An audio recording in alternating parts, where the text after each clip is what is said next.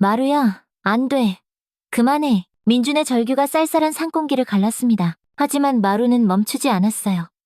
아니, 멈출 수가 없었습니다. 타바박, 타바박, 타바박. 진돗개 마루가 앞발로 미친 듯이 땅을 파헤쳤어요. 흙이 사방으로 튀었고 발톱이 돌에 부딪히는 날카로운 소리가 울렸습니다. 1년 동안이나 풀 죽어있던 녀석이 갑자기 이런 엄청난 힘을 내다니. 형, 마루가 완전히 미쳤나 봐. 동생 서준이가 놀란 목소리로 소리쳤어요. 아버지 일주기 성묘를 위해 온 가족이 당황한 채 그저 서 있었습니다. 마루의 눈에는 무언가 절박한 빛이 돌고 있었어요. 마치 반드시 이것을 파내야만 한다는 듯이요. 입에서는 거친 숨소리가 새어나왔고 온몸이 땀에 흠뻑 젖어 있었습니다. 마루야, 제발. 아내 지은이 울먹이며 말했어요. 아버지 무덤을 이렇게 파헤치는 마루의 모습이 너무나 충격적이었거든요. 끙끙낑낑. 마루가 낮게 신음하며 더욱 격렬하게 땅을 팠어요. 발톱에서 피가 배어나오기 시작했지만 멈추지 않았습니다. 마치 그 밑에 정말로 중요한 무언가가 있다는 걸 확신하는 것 같았어요. 이상하다. 이건 정말 이상해. 민준이 중얼거렸어요. 12년간 수의사로 일하면서 이런 광경은 처음 봤습니다. 동물의 본능이 이렇게 강렬하게 터져나오는 경우는 극히 드물었거든요. 그때였습니다. 언트. 마루의 발톱이 뭔가 단단한 것에 부딪혔어요. 마루가 갑자기 행동을 멈췄습니다. 그리고는 구멍을 들여다보더니 가늘게 울부짖기 시작했어요. 그 울음소리는 1년 동안 들어본 어떤 소리와도 달랐어요. 절망과 간절함, 그리고 무언가를 호소하는 듯한 애절함이 모두 담겨 있었죠. 도대체 뭐가 있는 거야? 민준이 떨리는 손으로 마루가 판 구멍을 들여다봤어요. 흙 사이로 하얀색의 무언가가 보였습니다. 설마. 그 순간 민준의 등골이 서늘해졌어요. 이건 분명 평범한 상황이 아니었습니다. 마루는 여전히 구멍을 향해 낑낑거리며 울고 있었어요. 1년 동안 보지 못했던 강렬한 감정이 그 작은 몸짓에 모두 담겨 있었습니다. 마루가 정말 뭔가를 알고 있는 거구나. 민준은 깨달았어요. 아버지가 늘 하시던 말씀이 떠올랐습니다. 마루는 특별한 아이야. 이은.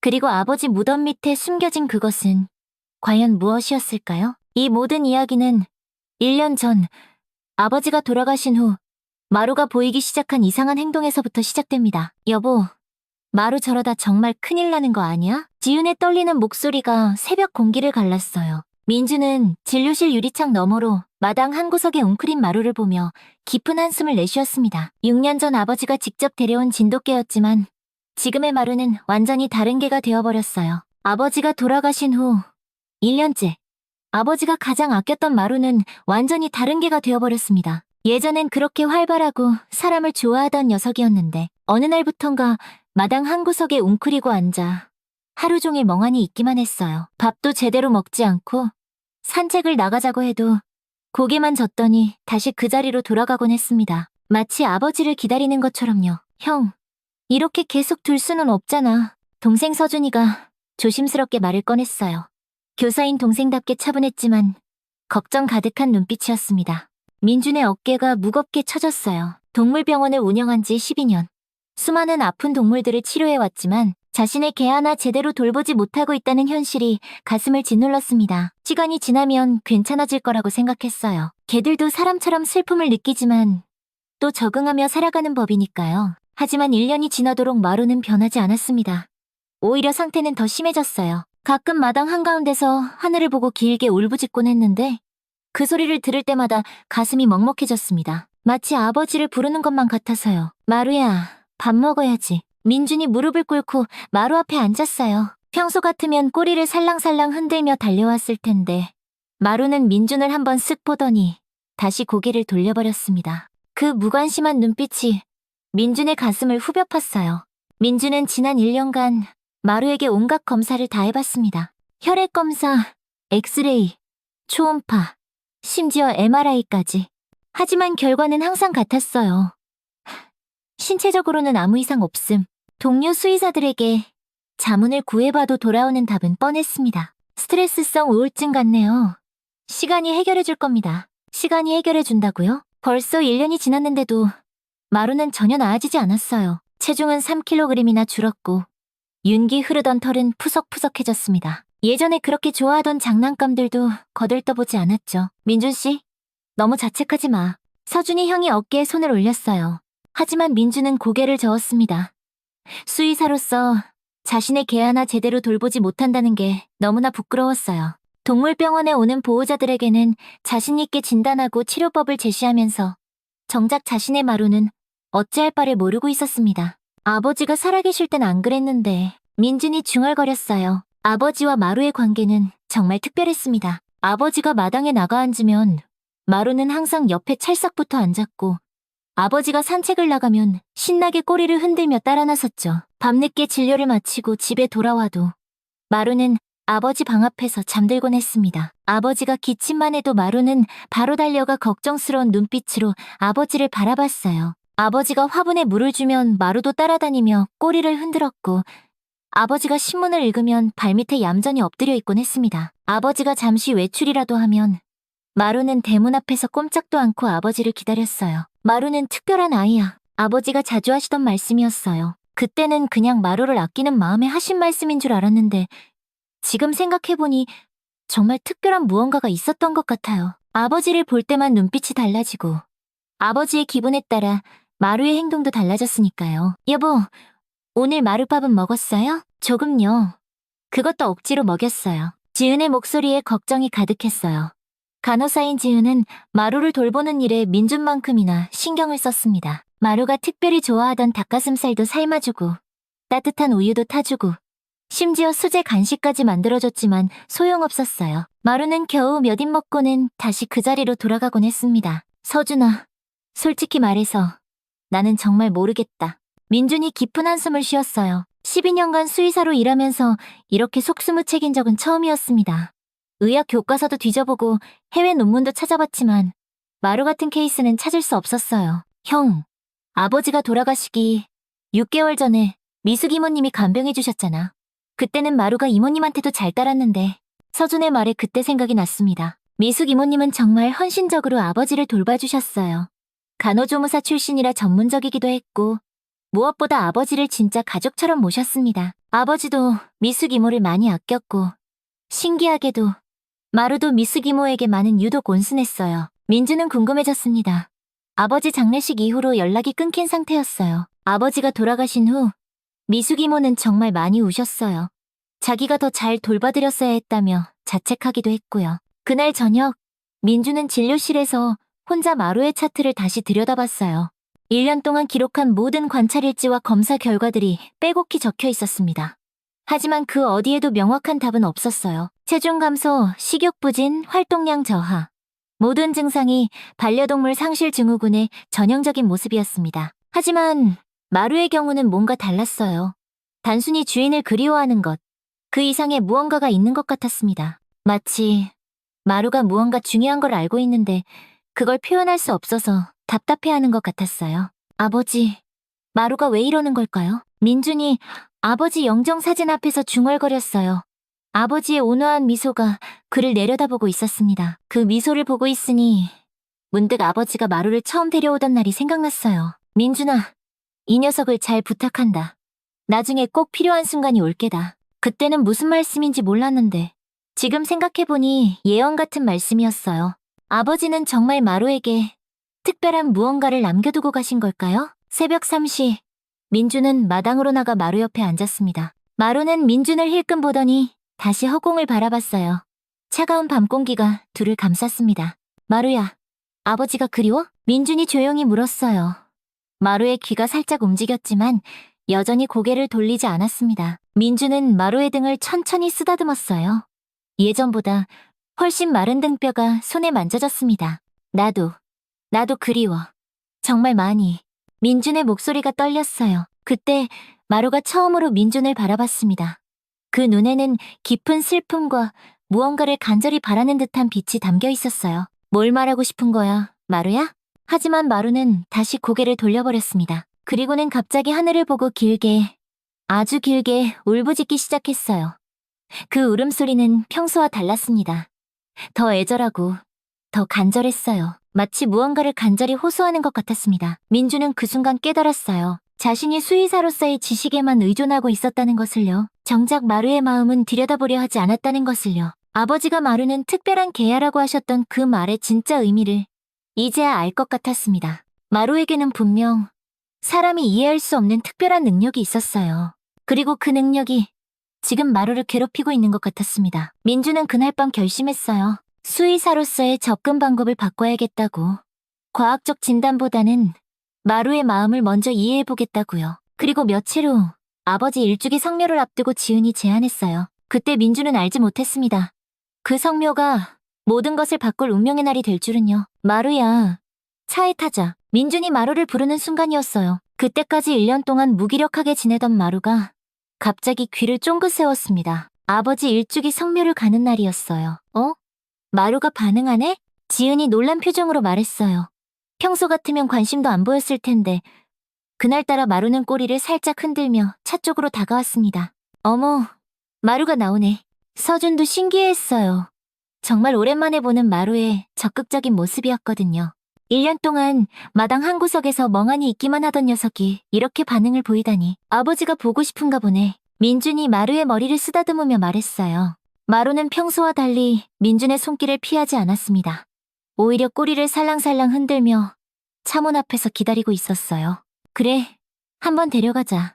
아버지도 마루 보고 싶어 하실 거야. 아버지 산소까지는 차로 40분 정도 걸렸어요. 마루는 뒷자리에서 조용히 앉아 창밖을 바라보고 있었는데 신기하게도 평소의 무기력한 모습과는 완전히 달랐습니다. 마치 어딘가 가야 할 곳이 있다는 걸 아는 것처럼요. 여보, 마루 표정이 달라 보이지 않아? 지은이 뒷자리를 돌아보며 말했어요. 정말 그랬어요. 마루의 눈에는 1년 만에 처음으로 생기가 돌고 있었습니다. 하지만 그 생기 속에는 왠지 모를 긴장감도 섞여 있었어요. 산에 가까워질수록 마루는 점점 안절부절 못하는 모습을 보였습니다. 앉았다, 일어섰다를 반복하며 창밖을 뚫어져라 바라봤어요. 마치 무언가를 찾고 있는 것 같았습니다. 왜 저러지? 민준이 백미러로 마루를 보며 중얼거렸어요. 수의사로서 동물의 행동 변화에 민감한 민준이었지만 마루의 이런 모습은 처음 보는 것이었습니다. 산소에 도착하니 3월의 쌀쌀한 바람이 불어왔어요. 바람 한 점 없이 고요했습니다. 가족들은 성묘 준비를 하고 마루는 자유롭게 풀어놨죠. 마루야, 아버지한테 인사해야지. 서준이 마루를 보며 말하자 마루가 천천히 무덤 앞에 가더니 가만히 앉아 무덤을 바라보더라고요. 한참을 아무 말 없이요. 아이고, 우리 마루. 그렇게 아버지를 좋아했는데 가족들은 그 모습을 보고 안타까워했어요. 마루가 아버지 무덤 앞에서 얌전히 앉아있는 모습이 너무나 애틋했거든요. 마치 아버지와 대화를 나누고 있는 것 같았습니다. 민주는 제사상을 차리기 시작했어요. 아버지가 좋아하시던 음식들을 정성스럽게 올리고 향을 피웠습니다. 지은은 꽃을 정리하고 서준은 잔디 주변을 깨끗이 정돈했어요. 아버지, 저희 왔어요. 마루도 데려왔어요. 1년 동안 아버지 많이 그리워했거든요. 민준이 무덤에 대고 말했어요. 그렇게 성묘 준비를 마저 하고 있는데 갑자기 이상한 일이 벌어졌어요. 마루가 무덤을 미친 듯이 파기 시작한 거예요. 마루야, 뭐 하는 거야? 민준이 깜짝 놀라서 소리쳤어요. 마루는 앞발로 무덤의 흙을 격렬하게 파헤치며 낑낑거리는 소리를 냈습니다. 1년 동안 보지 못했던 엄청난 에너지였어요. 마루, 그만해. 서준이 뛰어가서 마루를 말렸지만 마루는 전혀 멈출 기색이 없었어요. 오히려 더 격렬하게 파기 시작했습니다. 흙이 사방으로 튀었고 마루의 발톱은 땅을 긁는 소리를 냈어요. 왜 저러는 거야? 지은도 당황한 표정으로 다가왔어요. 마루의 행동은 정말 이상했습니다. 1년 동안 기력을 잃고 있던 녀석이 갑자기 이렇게 힘을 쓸 수 있다는 게 믿어지지 않았어요. 마루의 눈에는 무언가 절박한 빛이 돌고 있었어요. 마치 반드시 해야 할 일이 있다는 듯이요. 마루야, 안 돼. 민준이 마루를 끌어안고 말리려 했지만 마루는 민준의 팔을 빠져나가 다시 무덤으로 달려갔습니다. 그리고는 더욱 필사적으로 땅을 파기 시작했어요. 형, 이상해. 마루가 이렇게까지 할 리가 없는데. 서준의 말이 맞았어요. 평소 얌전하고 말 잘 듣던 마루가 이렇게 고집을 부린 적은 한 번도 없었거든요. 무엇보다 아버지 무덤을 파다니. 이건 정말 상상할 수 없는 일이었어요. 마루는 마치 무언가에 홀린 것처럼 계속 땅을 팠어요. 발톱이 상해서 피가 나는데도 멈추지 않았습니다. 그 모습이 너무나 처절해서 보고 있을 수가 없었어요. 민준 씨, 저거 정상이 아닌 것 같은데? 서준이 걱정스러운 목소리로 말했어요. 정말 그랬어요. 마루의 행동은 단순한 그리움이나 스트레스로 설명할 수 있는 수준을 넘어서 있었습니다. 결국 민준과 서준이 함께 달려들어 마루를 억지로 끌어안았어요. 마루는 팔다리를 버둥거리며 저항했지만 두 사람의 힘에는 당할 수 없었습니다. 마루야, 진정해. 민준이 마루를 꽉 안으며 달랬어요. 하지만 마루는 계속 무덤 쪽을 바라보며 낑낑거렸어요. 그 눈빛에는 무언가 간절한 것이 담겨 있었습니다. 혹시 뭔가 있는 건 아닐까? 지은이 조심스럽게 말했어요. 마루가 파던 자리를 들여다보니 조금 들어간 흔적이 있었지만 특별한 건 보이지 않았습니다. 설마 민준이 무덤을 바라보며 말을 잇지 못했어요. 마음 한편으로는 터무니없는 생각이 들었지만 마루의 행동이 너무나 이상했거든요. 결국 저희는 마루를 억지로 차에 태우고 급히 성묘를 마쳤습니다. 하지만 마루는 차 안에서도 계속 무덤 쪽을 바라보며 낑낑거렸어요. 차창에 앞발을 대고 뒤를 돌아보는 모습이 너무나 애절했습니다. 마루야, 대체 왜 그러는 거야? 민준이 마루에게 물었지만 마루는 대답할 수 없었어요. 다만 그 눈에는 무언가를 호소하는 듯한 빛이 가득했습니다. 집에 도착해서도 마루는 계속 이상했습니다. 마당을 빙글빙글 돌면서 헤매더니 갑자기 하늘을 보고 길게 울부짖었어요. 그 울음소리는 평소와 달랐어요. 더 애절하고 더 간절했습니다. 저게 무슨 소리야? 이웃집에서도 나와서 볼 정도였어요. 마루의 울음소리는 마치 무언가를 간절히 호소하는 것 같았습니다. 1년 동안 들어보지 못했던 강렬한 울음이었어요. 그날 밤 민주는 잠을 이룰 수가 없었습니다. 자꾸만 마루의 모습이 떠올랐어요. 그 필사적으로 무덤을 파던 모습, 차 안에서 계속 뒤를 돌아보던 모습, 그리고 그 애절한 울음소리. 설마 정말 뭔가 있는 건 아니겠지? 하지만 마루의 행동은 너무나 확신에 차 있었어요. 마치 그곳에 반드시 있어야 할 무언가가 있다는 걸 아는 것 같았습니다. 다음 날 저녁, 저희 가족은 한자리에 모였습니다. 다들 어제 마루 행동 봤지? 솔직히 말해서 뭔가 이상해. 민준이 먼저 입을 열었습니다. 맞아요. 아직도 어제 일이 믿어지지 않아요.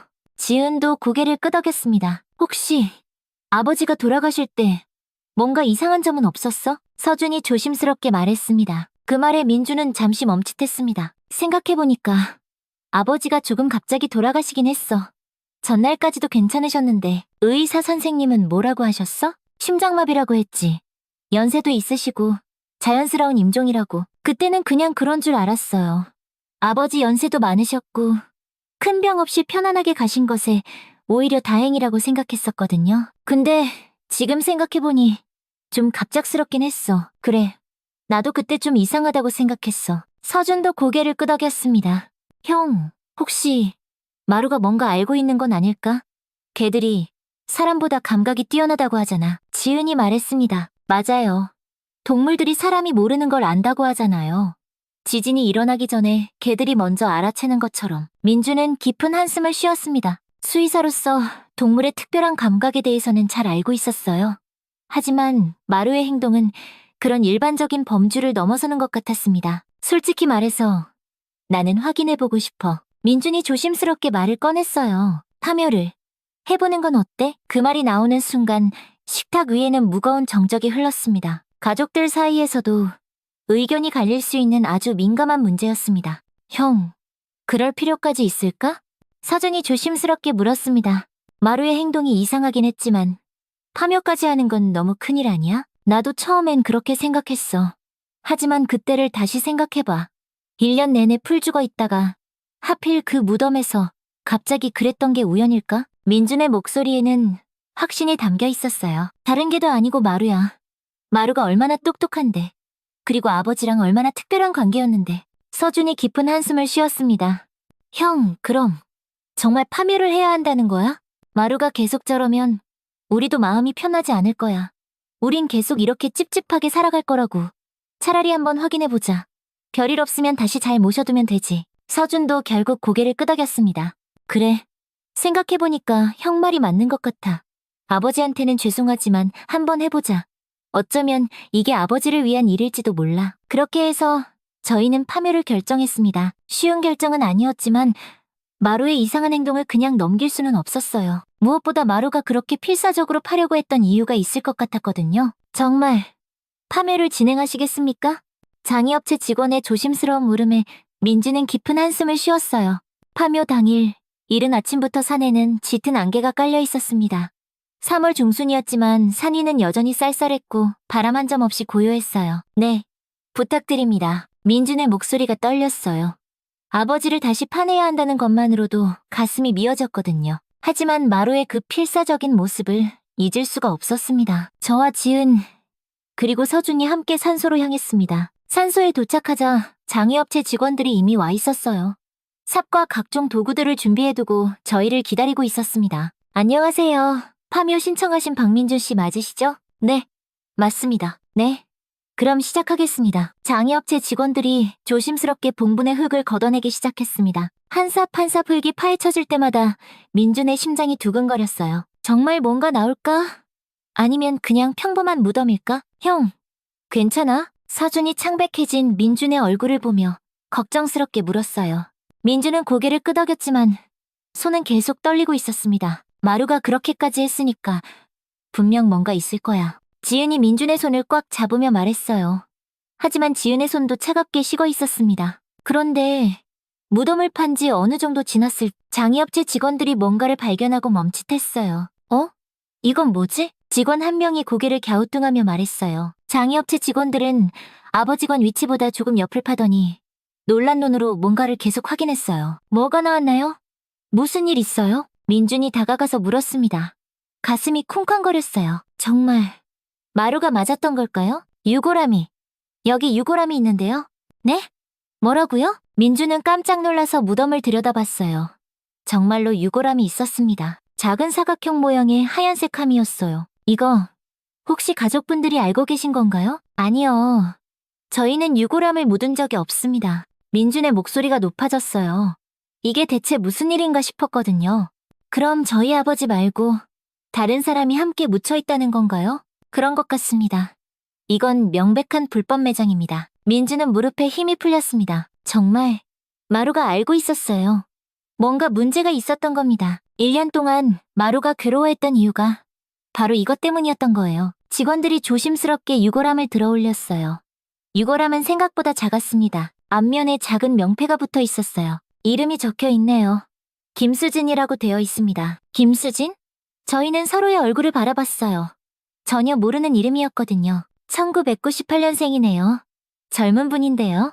서준이 안타까운 목소리로 말했어요. 25살이면 정말 젊은 나이였습니다. 그런데 왜 우리 아버지 무덤 옆에? 직원이 유골함을 더 자세히 살펴봤지만 다른 정보는 없었어요. 이상하네요. 보통은 화장일자나 정보도 적혀 있는데 이름만 덩그러니 있네요. 혹시 언제 묻힌 건지 알 수 있을까요? 흙의 상태로 봐서는 그리 오래되지 않았습니다. 한 1년 정도 된 것 같네요. 1년? 그럼 아버지가 돌아가신 직후라는 말이었어요.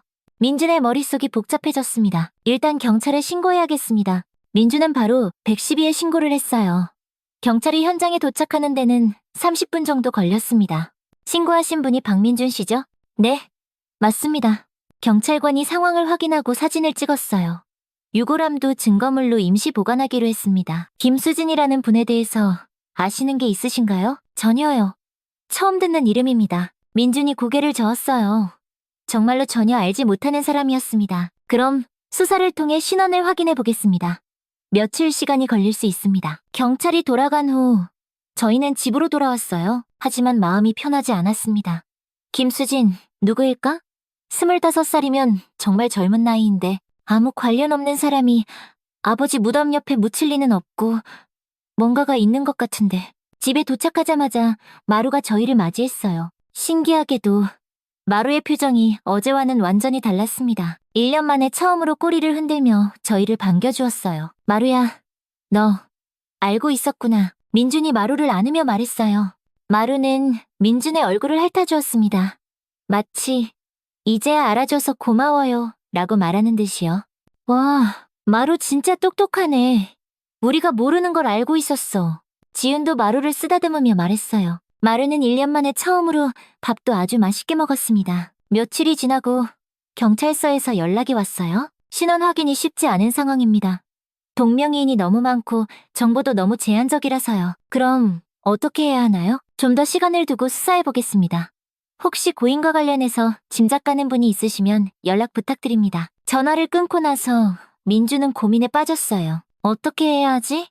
도대체 우리가 모르는 뭐가 숨겨져 있는 거지? 그저 이렇게 두고만 볼 수는 없었습니다.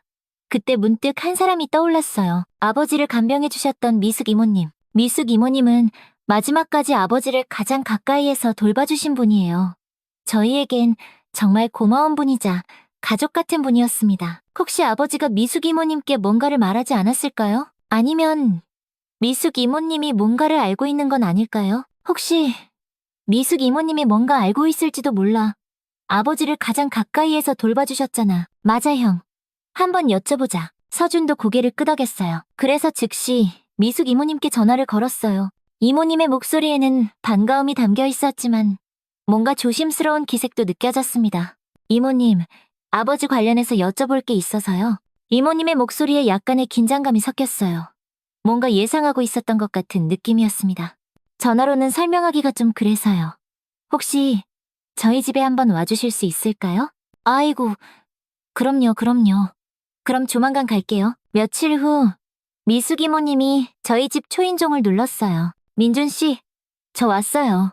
민준이 일어나서 마중 나가려는데 마루가 갑자기 귀를 쫑긋 세우더니 마당으로 번개같이 뛰어나갔어요. 대문을 열고 미숙 이모님이 들어왔고 마루와 이모님은 눈을 마주쳤어요. 그런데 그 순간 놀라운 일이 벌어졌습니다. 이모님의 얼굴이 확 밝아지는 거예요. 어머, 마루야, 잘 지냈니? 이모님이 반갑게 소리치며 손을 내밀었어요. 마루는 꼬리를 살랑살랑 흔들며 이모님께 달려가더니 다리에 몸을 비비기 시작했습니다. 마루야, 미숙 이모가 그렇게 좋아? 민준이 웃으며 말했어요. 1년 동안 누구에게도 애교를 부리지 않던 마루가 이모님에게만은 이렇게 반가워하다니요. 우리 마루가 얼마나 기특한지 몰라요. 제가 아버님 돌봐드릴 때 항상 옆에서 도와줬거든요. 이모님이 마루를 쓰다듬으며 정말 반가워하셨어요. 아이고, 여전히 잘생겼네, 우리 마루. 자, 들어오세요, 이모님. 저희는 거실로 들어갔어요. 그런데 무슨 일이세요? 아버님 관련해서 여쭤볼 게 있다고 하셨는데? 미숙 이모님이 물었어요. 민주는 어떻게 말을 시작해야 할지 망설여졌습니다. 사실은 얼마 전에 마루가 아버지 산수에서 계속 이상한 행동을 하더라고요. 그래서 파묘를 했는데 그 말을 하는 순간 미숙 이모님의 얼굴색이 순간적으로 싹 변했어요. 밝았던 표정은 사라지고 뭔가 잔뜩 긴장한 듯한 기색이 역력했습니다. 파묘요? 네. 마루가 자꾸 무덤을 파려고 해서 이상해서 확인해봤는데 민준이 조심스럽게 말을 이어갔습니다. 아버지 무덤 옆에서 유골함이 나왔어요. 김수진이라는 그 순간이었습니다. 미숙 이모님이 갑자기 소리를 내며 바닥에 무릎을 꿇고 앉으셨어요. 이모님, 민준이 깜짝 놀라서 일어났습니다. 왜 그러세요? 어디 아프세요? 하지만 이모님은 고개를 푹 숙인 채 떨리는 목소리로 말씀하셨어요. 정말 죄송합니다. 네? 이모님의 눈에서 눈물이 주룩주룩 흘러내리기 시작했어요. 제가 잘못했어요. 이모님, 무슨 말씀이세요? 일단 일어나세요. 민준이 이모님을 부축해서 일으켜 세우려 했지만 이모님은 계속 바닥에 앉아 계셨어요. 안 돼요. 저는 죄인이에요. 이모님, 침착하세요. 무슨 일인지 천천히 말씀해주세요. 옆에 있던 서준과 지은도 놀란 표정으로 이모님을 바라보고 있었어요. 미숙 이모님은 한참을 울다가 고개를 들어 저희를 바라봤어요. 그 눈에는 깊은 후회와 절망이 가득했습니다. 그거 제가 묻은 거예요. 네? 뭐라고요? 김수진. 제가 묻었어요. 이모님이 다시 고개를 숙이며 울기 시작했어요. 민주는 잠시 말을 잃었습니다. 왜 그런 일을? 이유가 있으신 거죠? 이모님이 아무 이유 없이 그러실 분 아니라는 거 알아요. 괜찮으니까 진정하시고 천천히 얘기해보세요. 미숙 이모님은 한참을 울다가 떨리는 목소리로 대답했어요. 김수진은 제 딸이에요. 그 순간 거실에 무거운 정적이 흘렀습니다. 미숙 이모님께 딸이 있었다는 것도 처음 듣는 이야기였어요. 수진이는 태어날 때부터 심장에 구멍이 있어서 어릴 때부터 수술을 받으며 살아왔어요. 이모님의 목소리가 더욱 떨렸어요. 7살 때 첫 수술, 12살 때 두 번째 수술, 고등학교 2학년 때 세 번째 수술. 수진이의 어린 시절은 거의 병원에서 보냈다고 해도 과언이 아니었어요. 민주는 가슴이 먹먹해졌습니다. 수진이 아버지는 수진이가 13살 때 교통사고로 세상을 떠났어요. 그때부터 저는 혼자서 아픈 딸을 키워야 했습니다.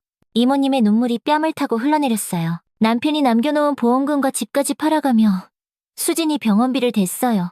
그럼에도 병원비가 부족해서 간병일, 청소일, 닥치는 대로 일했습니다. 그럼 이모님이 저희 아버지 간병하실 때도 네, 그때도 수진이는 병원에 있었어요. 우리 수진이는 참 착한 아이였어요. 엄마 걱정할까봐 아프다는 소리 한 번 안 했거든요. 이모님이 잠시 말을 멈추고 눈물을 닦았어요. 수진이는 의대에 진학했어요. 자신처럼 아픈 사람들을 돌보는 의사가 되고 싶다고 했어요. 엄마, 내가 의사가 되면 엄마는 이제 일 안 하셔도 돼. 라고. 하지만 이모님의 목소리가 더욱 떨리기 시작했어요. 하지만 세상은 호락호락하지 않더군요. 졸업을 앞두고 있던 어느 날 수진이가 쓰러진 겁니다. 어머나. 지은이 손으로 입을 막았어요. 응급실로 달려갔을 때 의사는 심장 상태가 급격히 악화됐다고 했어요. 즉시 대수술이 필요하지만 성공 확률은 30%도 안 된다고 했습니다. 이모님의 목소리가 점점 작아졌어요. 그리고 수술비는 5천만 원이었어요. 5천만 원이요? 서준이 놀란 목소리로 말했어요. 저는 망설일 시간도 없었어요. 돈이 없어도 일단 수술부터 받게 해달라고 의사에게 매달렸습니다. 저희 딸 좀 살려주세요. 돈은 제가 어떻게든 마련할게요. 라고요. 이모님이 흐느끼기 시작했어요. 하지만 병원에서는 수술비 선납을 요구했어요. 이미 밀린 병원비까지 합쳐서 총 7천만 원을 먼저 내야 한다는 거였습니다. 7천만 원. 그 큰 돈을 어떻게 마련하셨을까요? 저는 그 길로 사채업자를 찾아갔어요.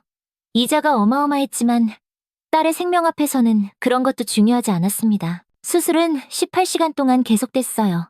18시간 내내 병원 복도에서 무릎을 꿇고 기도했습니다. 제발 딸만은 살려달라고. 제 목숨을 가져가도 좋으니 딸만은 살려달라고요. 이모님의 목소리에 절망이 가득했어요. 물 한 모금 안 마시고 화장실도 안 가고 그냥 계속 기도만 했어요. 수술 결과는 어떠셨어요? 지은이 조심스럽게 물었어요. 수술은 성공했습니다. 하지만 수진이는 의식을 찾지 못했어요. 혼수 상태입니다. 언제 깨어날지는 알 수 없습니다. 의사의 말에 제 세상이 무너졌어요. 딸의 목숨은 건졌지만 식물인간이 되어 병원 침대에 누워만 있게 된 겁니다. 그때부터 저의 진짜 지옥이 시작됐어요. 이모님이 깊은 한숨을 쉬었어요. 매달 병원비는 300만 원씩 나갔고 사채 이자도 매달 250만 원씩 갚아야 했어요. 제 월급으로는 도저히 감당할 수 없는 돈이었습니다. 그래서 저희 아버지 간병일을 하루에 4시간씩 자면서 일했어요. 새벽 청소부터 시작해서 낮에는 간병일, 밤에는 식당에서 설거지까지.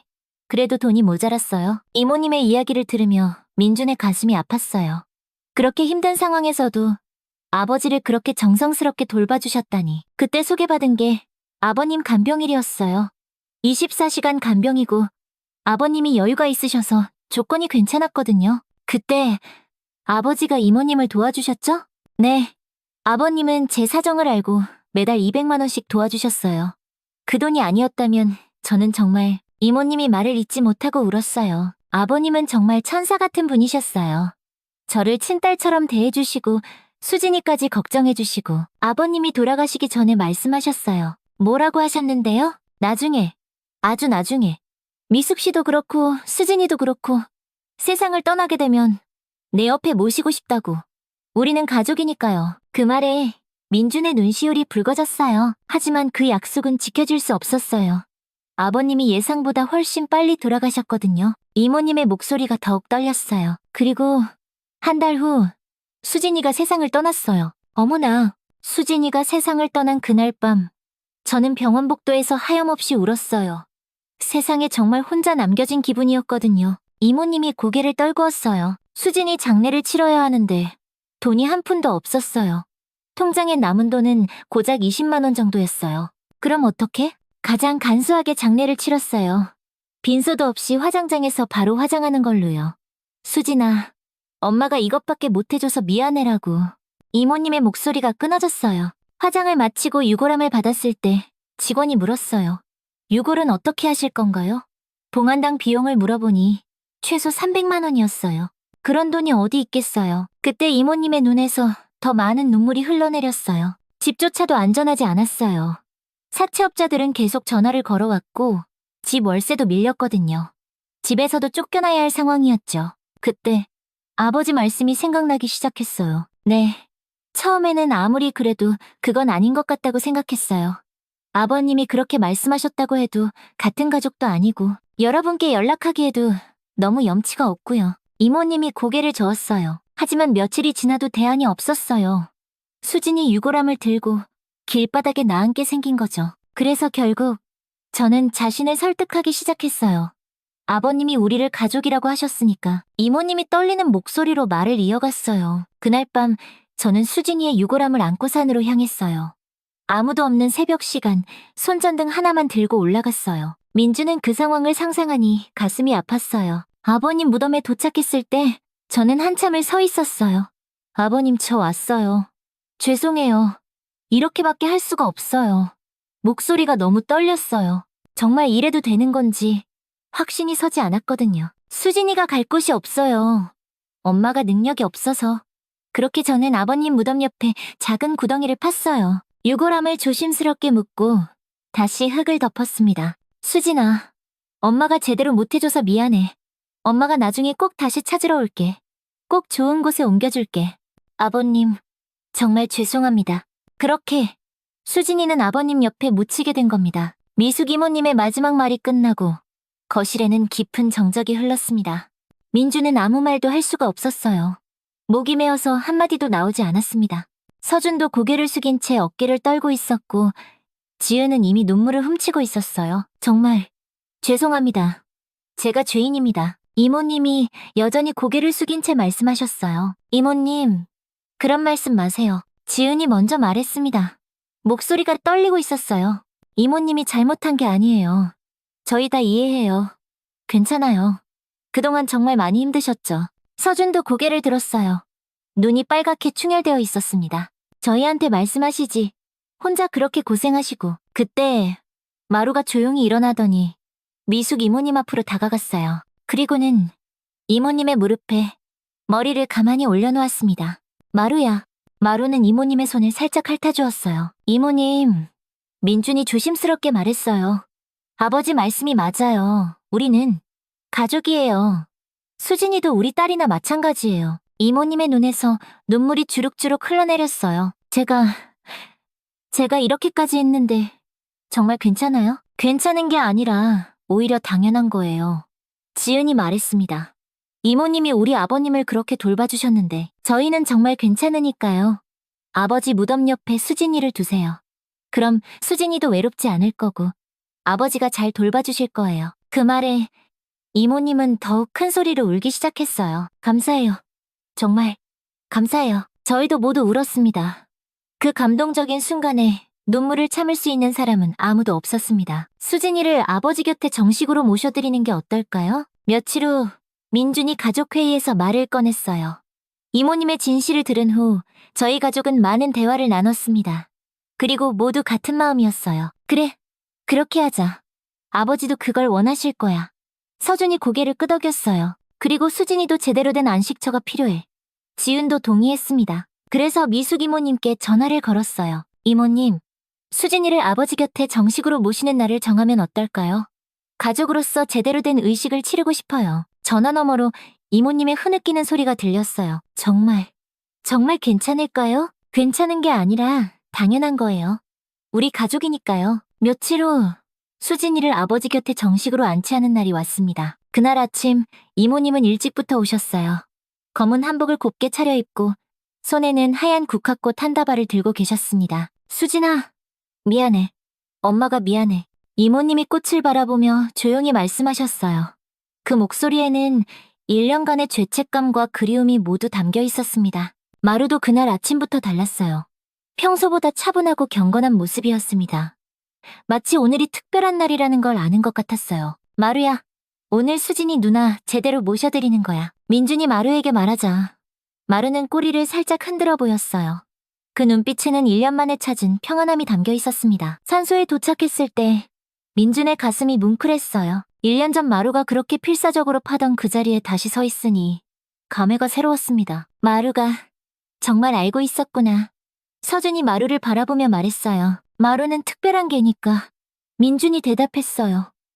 아버지가 하시던 그 말씀이 이제야 완전히 이해됐습니다. 이모님은 한참을 아버지 무덤을 바라보셨어요. 아버님, 감사합니다. 좋은 가족을 만나게 해주셔서, 제 인생을 살려주셔서. 이모님의 목소리가 떨리고 있었어요. 민준도 무덤 앞에 서서 묵념했습니다. 아버지, 이제 걱정하지 마세요. 이모님은 저희가 잘 모실게요.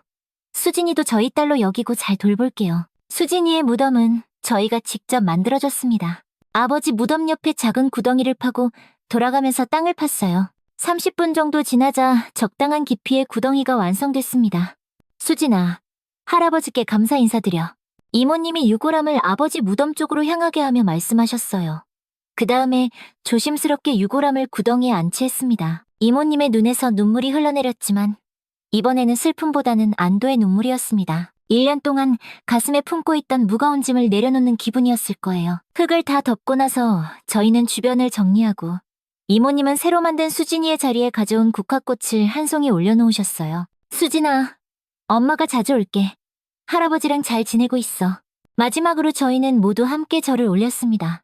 아버지와 수진이에게 드리는 마음 깊은 인사였어요. 집으로 돌아오는 길, 이모님은 계속 감사하다고 하셨어요. 정말 고마워요. 제가 어떻게 이 은혜를... 이모님, 그런 말씀 마세요. 우리 가족이니까 당연한 거예요. 마루는 차 안에서 정말 평안해 보였어요. 1년 동안 품고 있던 비밀이 해결되어서인지 표정도 훨씬 밝아졌습니다. 마루야, 이제 마음 편하지? 민준이 마루의 머리를 쓰다듬으며 묻자 마루는 민준의 손을 살짝 핥아주었어요. 정말 오랜만에 보는 평온한 모습이었습니다. 그날 저녁, 저희는 중요한 결정을 내렸습니다. 이모님, 혹시 시간 되시면 저희 집에 좀 와주실 수 있어요? 아버지 일기장을 찾았는데 이모님이 보셔야 할 것 같아서요. 며칠 후 이모님이 오셨고 민준은 아버지의 일기장을 꺼내 보여드렸습니다. 일기장을 펼쳐보니 아버지의 손 글씨로 빼곡히 적혀 있었어요. 일기의 내용은 이모님에 대한 감사와 수진이에 대한 이야기였습니다. 모두 이모님이 했던 말 그대로였어요. 아버지는 정말 이모님을 가족처럼 아꼈고 고마워했습니다. 그런데 저희가 알지 못했던 내용이 일기에 있었습니다. 2023년 11월 5일. 나는 이제 살 날이 얼마 남지 않았다. 내가 떠나면 미숙 씨는 어떻게 살아갈까 걱정이다. 내 재산이라도 넘겨준다면 좋으련만. 그건 내 자식들에게 미안한 일이라 차마 말할 수가 없다. 고민이 많은 밤이다. 그리고 며칠 뒤 아버지는 세상을 떠나셨습니다. 이모님, 저희도 결정했어요. 민준이 말했습니다. 저희가 아버지 뜻을 이을게요. 아버지가 이모님께도 재산을 나눠주고 싶어 하셨잖아요. 안 돼요. 그건 정말 안 돼요. 이모님이 깜짝 놀라며 손을 저었어요. 이미 너무 많이 받았는데 어떻게 재산까지. 이모님, 이것도 아버지 뜻이에요. 아버지 유언이라고요. 서준이 일기장을 들어보이며 말했어요. 이모님이 거절하시면 오히려 아버지가 서운해하실 거예요. 맞아요. 이모님은 저희보다도 아버지를 잘 돌봐주셨어요. 저희도 이모님을 가족처럼 생각해요. 그런 이모님이 이렇게 힘든데 저희가 돕는 게 당연하죠. 결국 이모님은 저희의 강력한 권유에 못 이겨받기로 하셨어요. 재산의 일부였지만 이모님이 앞으로 숨통이 트일 정도의 금액이었습니다. 정말 감사해요.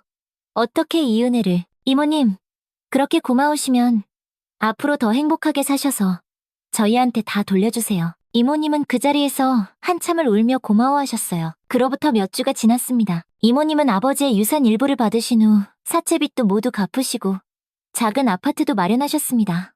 무엇보다 달라진 건 이모님의 표정이었어요. 이제서야 편안한 미소를 되찾으셨습니다. 정말 꿈만 같아요. 이런 날이 올 줄 누가 알았겠어요. 이모님이 저희 집에 놀러 오셔서 말씀하셨어요. 그리고 저희는 또 하나의 제안을 했습니다. 이모님, 혹시 마루와 함께 지내실 생각 없으세요? 네? 마루요? 이모님이 깜짝 놀라셨어요. 저희가 워낙 바빠서 마루가 낮에 혼자 있는 시간이 많거든요. 이모님도 혼자 계시고 마루도 이모님을 정말 좋아하니까 서로에게 좋을 것 같아서요. 이모님은 마루를 바라보셨어요. 마루는 마치 대화 내용을 알아듣는 것처럼 이모님 곁에 다가가서 앉았습니다. 마루야, 이모랑 같이 살래? 이모님이 마루에게 물어보셨어요. 마루는 꼬리를 흔들며 이모님의 손을 핥아주었어요. 마치 그럼요 라고 대답하는 것 같았습니다. 어머, 봐요. 마루가 좋다고 하네요. 네, 좋아요. 저도 마루와 함께 있으면 정말 좋을 것 같아요. 그렇게 해서 마루는 미숙 이모님과 함께 살게 되었습니다. 마루가 떠나는 날 저희는 모두 아쉬웠지만 한편으론 안심이 되기도 했어요. 마루야, 이모님 잘 모셔드려. 민준이 마루의 머리를 쓰다듬으며 말했어요.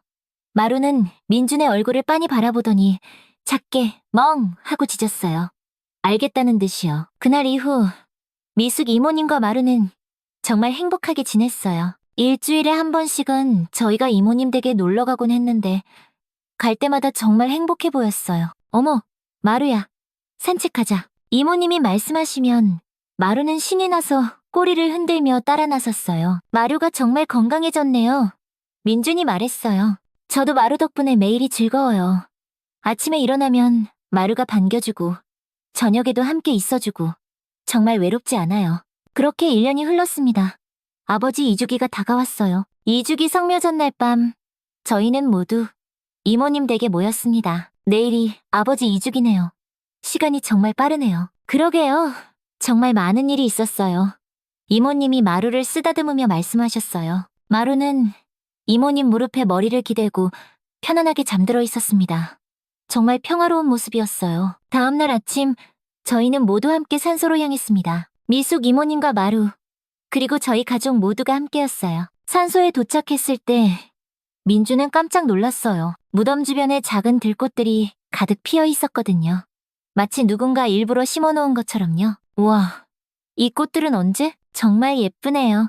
마치 아버님이 우리를 위해 준비해주신 선물 같아요. 저희는 무덤 앞에서 차례를 지냈습니다. 아버지, 저희 왔어요. 저희 모두 건강하게 잘 지내고 있어요. 아버님, 저도 잘 지내고 있어요. 정말 감사해요. 이모님도 말씀하셨어요. 수진아, 엄마도 이제 정말 행복해. 할아버지랑 함께 있어서 외롭지 않지? 그때 마루가 갑자기 일어나더니 무덤 주위를 천천히 걸어다니기 시작했어요. 하지만 2년 전과는 완전히 달랐습니다. 불안해하거나 땅을 파는 게 아니라 그저 평온하게 걸어다니는 거였어요. 마루는 무덤을 한 바퀴 돌더니 저희 앞으로 와서 무덤을 향해 얌전히 앉았습니다. 마루야, 할아버지한테 잘 지낸다고 말씀드려. 마루는 한 번 더 짧게 멍 하고 짖었어요. 정말 말하는 것 같았습니다. 그 순간 기분 좋은 바람이 살랑 불어왔어요. 무덤 위의 들꽃들이 바람에 흔들리면서 정말 아름다운 풍경을 만들어냈습니다. 한참을 그렇게 있다가 저희는 일어났어요. 아버지 소희야, 저희 갈게요. 또 올게요. 마루도 마지막으로 무덤을 한번 바라보더니 고개를 숙이는 것 같았습니다. 집으로 돌아오는 길, 저희는 모두 마음이 따뜻했어요. 마음이 정말 편안해졌거든요. 마루도 차 안에서 창밖을 바라보며 평온한 표정이었습니다. 그날 밤, 민주는 정말 많은 생각을 했어요.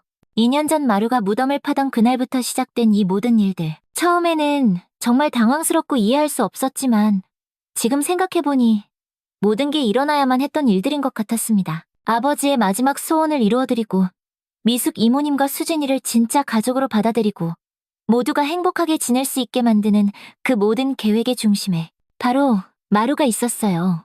정말 영리하고 따뜻한 녀석이었습니다. 마루야, 고마워. 오늘의 이야기는 어떠셨나요? 이 이야기가 여러분의 삶에 조금이나마 위로와 도움이 되었으면 합니다. 오늘도 건강하고 행복한 하루 보내세요.